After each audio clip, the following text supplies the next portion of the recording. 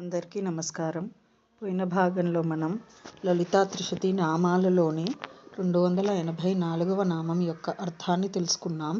ఈ భాగంలో 285వ నామం యొక్క అర్థాన్ని తెలుసుకుందాం. అస్మద్గురు దివ్య చరణారవిందాభ్యాం నమో నమః. అశేషజనమోహినీం అరుణమాల్యభూషాంబరాం జపాకుసుమభాసురాం జపవిధౌ స్మరేదంబికాం. శివాయ గురవే నమః. శ్రీ గురు పదాంభుజములకు సభక్తికమైన ప్రణామాంజలి సమర్పణతో లలితా త్రిశతి నామ సంఖ్య 285. ఓం హ్రీంకార మణిదీపార్చ్యై నమః. ఓం హ్రీంకార మణిదీపార్చిః. ఇది 8 అక్షరముల నామము. ఈ నామంతో మనము అమ్మవారికి సభక్తికముగా నమస్కరించుచున్నప్పుడు ఓం హ్రీంకార మణిదీపార్చ్యై నమః అని పలుకోవలెను. హ్రీంకార మణిదీపార్చిః.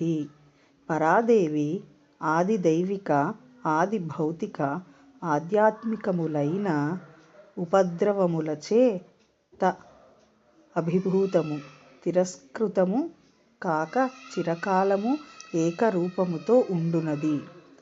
ఆది దైవిక, ఆది భౌతిక, ఆధ్యాత్మికములైన ఉపద్రవముల చేత అభిభూతము, తిరస్కృతము కాక చిరకాలము ఏకరూపముతో ఉండుట వలన హ్రీంకారమునకు మణిద్వీప సాదృశ్యము చెప్పబడినది. కావున పరదేవత, పరమేశ్వరి, పరాభట్టారిక, జగన్మాత, పరాశక్తి శ్రీ లలితా మహాత్రిపుర సుందరీదేవి హ్రీంకార మణిదీపార్చిః అని స్తుతించబడుచున్నది.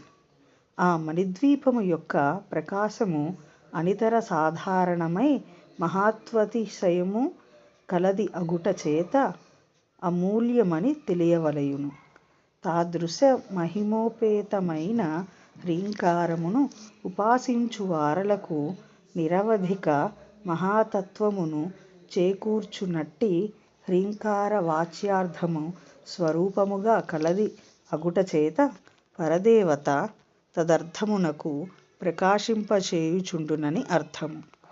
కాగా నిరంతరము ఆవరించియున్న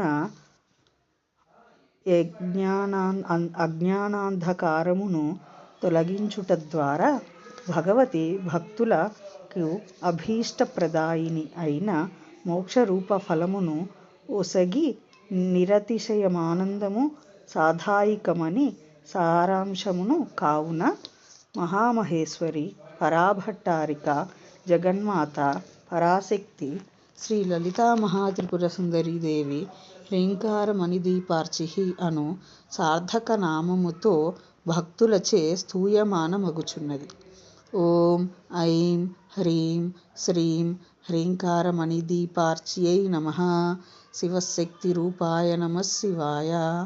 ఓం ఐం హ్రీం శ్రీం శ్రీమాత్రే నమః. సర్వం శ్రీ సద్గురు దివ్య చరణారవిందార్పణమస్తు.